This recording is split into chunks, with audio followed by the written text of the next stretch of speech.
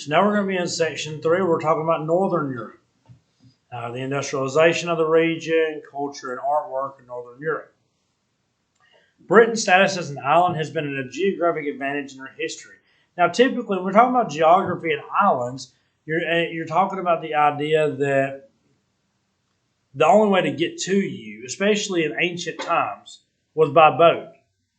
And you're not going to have these fast-powered boats in ancient times. So if it's taken somebody a while to get there, you can see them in the distance. They're not invading anyone unless they go to a part that's not really a whole lot of people kind of keeping an eye on. Now, of course, you have a little bit more of a problem with airplanes and fast-moving boats and stealth jet fighters and things like that. But for the most part, it's been an advantage. Northern Europe consists of the United Kingdom, Ireland, and the Nordic countries, which are Denmark, Finland, Iceland, Norway, and Sweden. In ancient times, waves of migrating people settled in Northern Europe. Ancient Britain was invaded by many people, including the Germans or the Romans in 80 AD and the Germanic tribes in the 400s. In 1066, William the Conqueror of Normandy conquered England and began to rule. And this is going to really lead to a lot of the more modern history of England. Great Britain built an empire that started out as the British Isles, and over time it took over Wales, Ireland, Scotland, and in 1801 the nation became known as the United Kingdom of Great Britain and Ireland. Britain drew from its geographic advantages. So it became the United Kingdom in 1801. Before then it was just Great Britain. Before then it was just the British Isles. As they take over more areas, it kind of expands. Great Britain built a global empire on the back of its powerful naval strength. Britain's government is a monarchy. That means they also have a parliament, a representative lawmaking body whose members are elected or appointed. And so what happens is they've got a monarchy. They got a queen, Queen Elizabeth II, who's queen right now. And they have, all the earls, dukes, princes, all these different things. But they also have a parliament, which is similar to what our Congress is. Not exactly, but similar.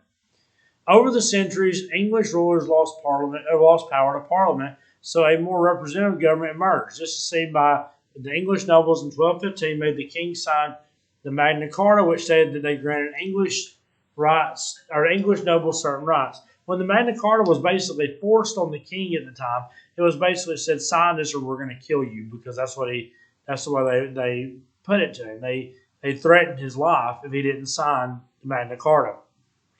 Of course, he signed it, and it gave nobles certain rights they didn't have originally. This would be the precursor to the ideas of the American Revolution.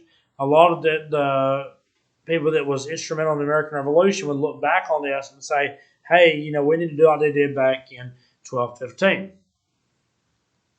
Deposits of coal and iron ore helped Britain to be the first nation to industrialize. They fought in World War I and II. And after World War II, it underwent change as most of its colonies gained independence. Britain, or the United Kingdom, has been known over the years as being one of the best colonizers in the world. They've made colonies all over the place. But what they also are known for is losing those colonies. Of course, the most well-known is our country, the United States. Started off as 13 colonies under the British. But after the American Revolution, basically after the French and Indian War, it led to the American Revolution, us gaining independence. And after that, we're going to see a number of other British colonies also gain independence as well. Over the years, there's been questions about Ireland's role in the United Kingdom. It split in two in 1921 with the Republic of Ireland gaining independence and Northern Ireland, which is still part of the UK. So Northern Ireland is part of the UK. The southern part of it becomes the Republic of Ireland and has independence. It's its own country.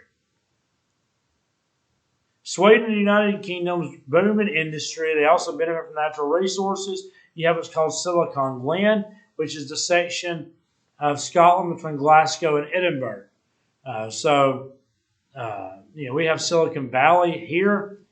This is Silicon Glen is known for the technological advancements in Europe.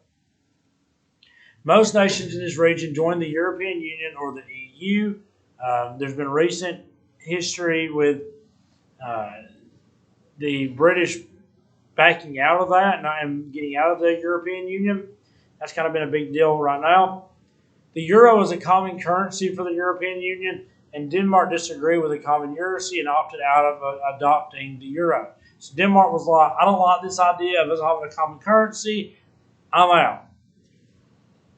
Traditionally, Northern Europe isn't very diverse, but in recent years it started to diversify, especially in large cities like London.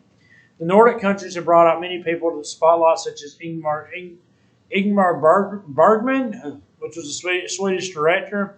Other people from this era are William Shakespeare and English poet William Wordsworth. In Northern Europe, people live in big cities and have a high standard of living.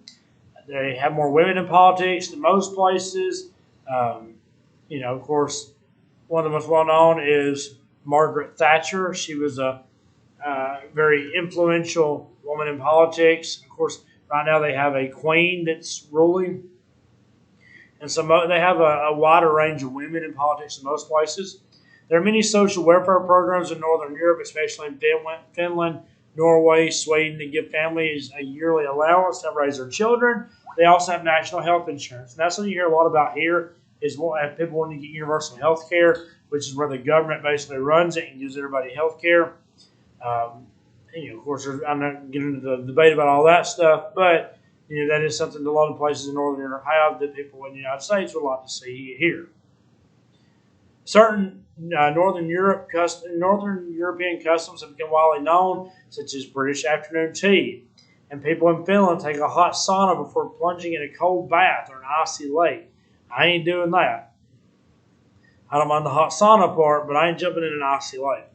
Outdoor sports such as cross-country skiing, horseback riding, and fox hunting are popular in Northern Europe as well, and so is rugby, which is a popular pastime. So that brings us to the end of section 3, and so we have one more section to go in this chapter.